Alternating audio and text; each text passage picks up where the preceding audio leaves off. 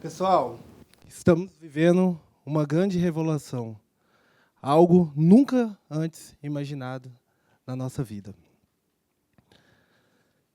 Vocês já pensaram várias profissões que são existentes hoje sendo substituídas por robôs? Mas eu não estou falando de quaisquer profissões.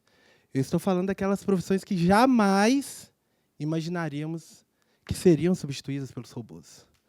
Estamos vivendo isso agora. E, infelizmente, muitas pessoas não estão preparadas para essa revolução. Aqui eu tenho um estudo que foi feito recentemente, onde médicos especialistas, casos complexos foram enviados para eles, para que eles analisassem e, assim, fizessem um diagnóstico.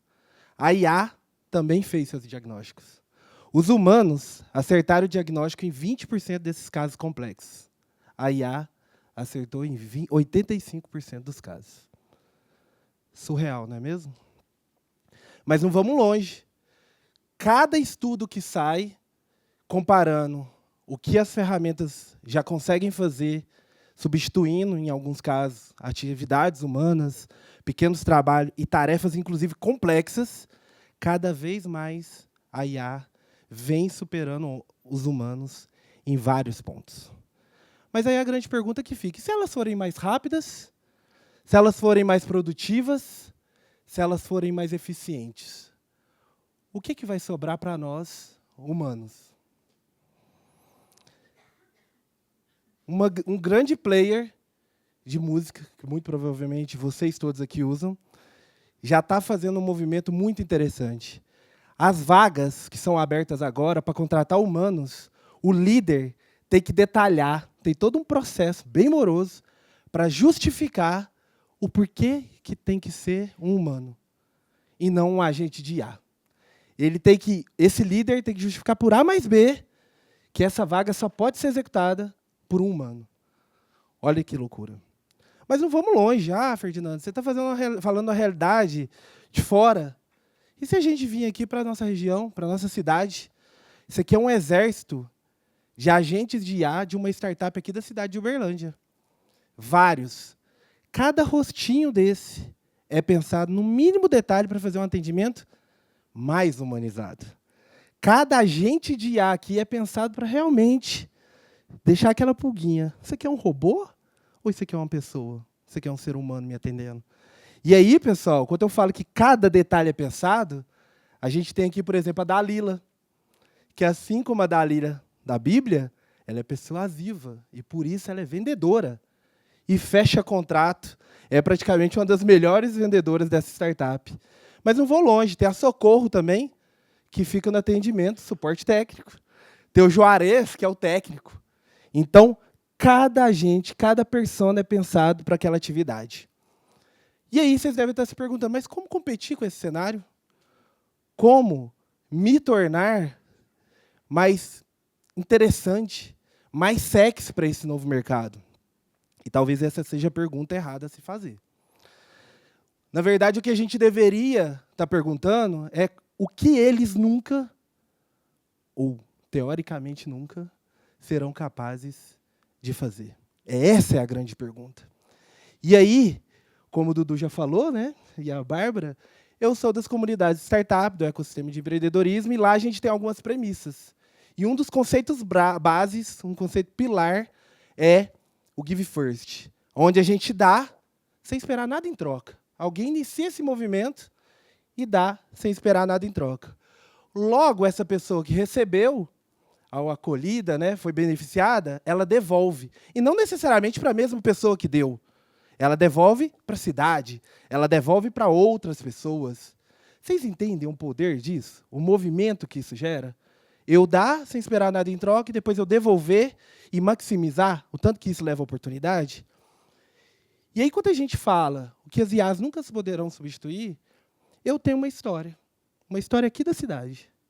Um empreendedor aqui da cidade de Uberlândia criou um programa para que filhos de caminhoneiros não virassem funcionário dele. Ele não estava preocupado com isso. Ele queria deixar um legado. Ele queria impactar a vida daqueles colaboradores. E ele criou um programa para que esses filhos de caminhoneiros, lá nos anos 2000, tivessem acesso a computador, quando o computador era coisa da elite. Quando o computador não era acessível. Dá para imaginar um mundo que computadores não eram tão acessíveis como hoje? Isso já aconteceu. E vocês entendem o poder de um projeto social como esse? Onde ele cria um programa desse e um jovem de origem humilde teve acesso ao computador e isso mudou a vida dele? Olha que fantástico. Esse jovem teve a sua vida mudada pela tecnologia. Ou não? Na verdade, ele teve a vida mudada por um exemplo de generosidade, por um exemplo de humanidade. E esse jovem sou eu. Isso aconteceu comigo. Eu presenciei esse give back de um empreendedor da cidade. E hoje eu tento retornar isso para a sociedade. E, às vezes, só é necessário iniciar um movimento. Muitos de vocês devem ter visto esse vídeo, que alguém começa um movimento e, de repente, já tem um monte de pessoas sendo impactadas por esse movimento e, de repente, uma cidade, todo um ecossistema é beneficiado. Mas alguém começou. E olha que loucura. Quando a gente fala do mundo dos algoritmos, será que os algoritmos fariam isso? Será que uma IA, um agente IA faria isso? Não, vou fazer uma atividade aqui, um projeto, que eu não vou receber nada em troca. A IA muito provavelmente não faria nada. Porque ela pensa na eficiência. Por que ela pensa na eficiência? Para que eu vou rodar um algoritmo que eu não vou ganhar nada em troca? É contraintuitivo para a máquina. Por quê? Máquinas executam. Humanos transformam. E é essa a grande diferença. Uma IA, muito provavelmente, não rodaria aquele algoritmo de vou fazer sem receber nada em troca. Mas não podemos fechar os olhos, não é não? IA está acelerando tudo. Está acelerando a questão da execução, está acelerando a automação, está acelerando principalmente a eficiência. A cada dia que a gente aprofunda uma tecnologia nova, fazendo algo que a gente fala, uau, é todo santo dia isso acontecendo. Até para a galera que é da área de tecnologia, muitas pessoas pensam que a gente não sofre com isso. Na verdade, nós somos os primeiros a sofrerem com isso. Porque a área que precisa ser mais automatizada, que mais falta mão de obra, normalmente é a área de tecnologia. Então, nós sofremos esse impacto direto. Mas aí a grande pergunta que fica é, quando tudo vira commodity, o que se torna raro? Tudo foi automatizado. Vamos imaginar um cenário hipotético, onde a IA está dominando, os algoritmos estão dominando. Parecido com algo agora? Né? O que sobra? O que se torna raro? E aí vem uma grande ruptura. Uma grande ruptura que não é disso aqui que eu estou falando. Não é desse casal, gente. Não mesmo. Estou falando disso aqui, talvez, onde a gente vai ter robôs trabalhando dos nossos lados. E aí, talvez em algum momento essa imagem tinha 4 seres humanos, 6 seres humanos ali. E aqui vocês já perceberam que a minoria são os humanos. Se o trabalho deixar de ser o grande centro da nossa vida, muitos de vocês vão negar que o trabalho é o grande centro da vida de vocês. Mas nós passamos mais tempo no nosso trabalho do que com a nossa família. Nós passamos mais tempo com nossos colegas de trabalho que nossas famílias e mais. Nós deixamos N problemas pessoais de serem tratados empurrando com a barriga. Afinal de contas, está tendo muito trabalho. Quantas coisas deixamos de fazer por conta do trabalho? E se essa pirâmide inverter? E se a gente tiver tempo livre, o que cada um de vocês vão fazer com esse tempo? Talvez a grande crise que nós vivemos é uma crise de identidade, onde a gente não consegue nem imaginar um cenário que a gente não tenha que trabalhar. O que eu vou fazer com o meu tempo? Eu estou adorando a inteligência artificial, porque eu amo fazer um monte de projeto e eu consigo ter um pouquinho mais de tempo com a minha filha. Mas muita gente está vendo ela como um grande inimigo. E aí, pessoal, empregar humanos pode virar uma questão de responsabilidade social.